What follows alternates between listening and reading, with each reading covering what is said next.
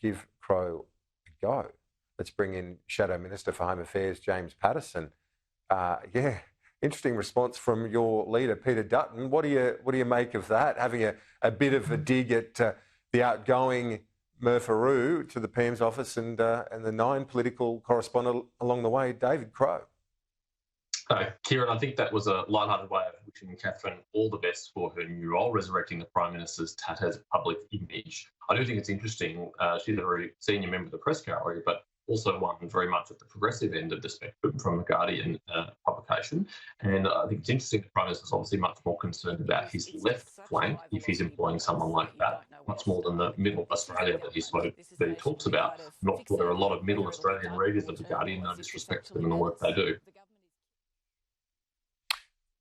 Interesting analysis. Wishing her all the best.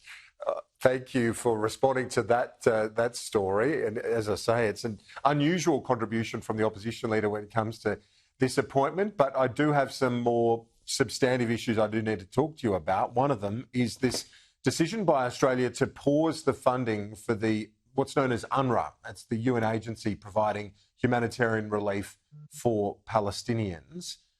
Is this the right outcome? Do you welcome this, the fact that Australia, along with the UK and other donors, have paused funding to UNRWA? It certainly is the right outcome, Kieran, but I am surprised it has taken as long as it has for the government to do this. They have been repeatedly warned about the risk of giving Australian taxpayers money to UNRWA. There are very well-documented concerns about UNRWA and the way in which it controls its spending and the people that it employs, particularly in Gaza. That includes using anti-Semitic material and pro-terrorist content in their school books that are taught in UNRWA schools. That includes allegations that funds from UNRWA have been siphoned and given to Hamas to pay for their tunnels and other activities. And it includes allegations that UNRWA employees were directly involved on the 7th of October in the terrorist attacks. These are very well-documented concerns, and yet on the 16th of January, the Foreign Minister announced an extra $6 million on top of the existing Australian government funding for UNRWA. And it has emerged today in the Australian newspaper that was after a letter from Jewish community leaders on the 19th of December warning her and the Prime Minister not to do this. Now, the Foreign Minister didn't even have the courtesy to respond to that letter and now has had to humiliatingly and embarrassingly back down by putting this funding on hold.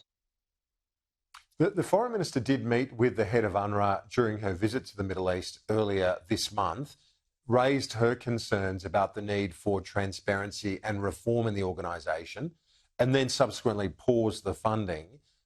Isn't that the right course of action that she's undertaken here, given what a crisis those in Gaza are facing at a humanitarian level? The UN Secretary-General says there were 12 people identified, 9 have already been sacked, 1 is dead. You're right, Kieran. There is a genuine humanitarian need in Gaza, and there is a role for Australia to play there. No one is suggesting that. What we're suggesting is that UNRWA is not the right vehicle for it.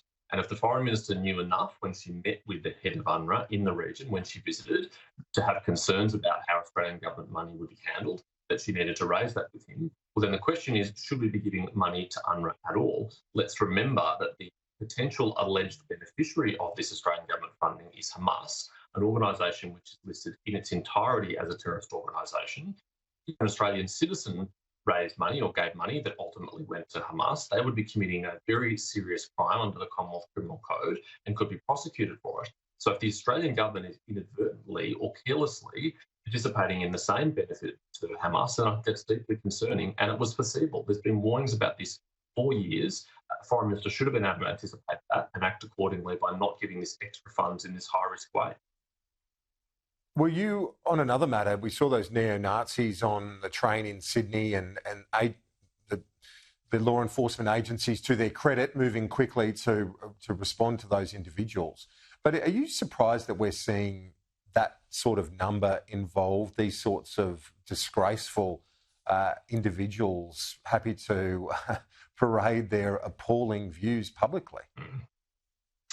Kieran, they're pathetic individuals, but sadly there are some people in our community who do hold these abhorrent views, and it is very important that the community and political leaders send a very strong signal that these are utterly unacceptable behaviours and there are consequences for them. It is good to see New South Wales Police taking this seriously. I should say also take it much more seriously than they take other protests which have incited violence against the Jewish community, and much more seriously than the hate preachers the Islamic hate preachers. I hope we don't make those mistakes again and let these people off with a slap on the wrist or, in fact, no consequences at all. Because when this behaviour occurs, if it is allowed to occur unchecked, it will spread and it will foster much broader and much more disturbing things, and we can't allow that to happen in the 21st century in Australia. James Patterson, appreciate your time as always. Chat soon.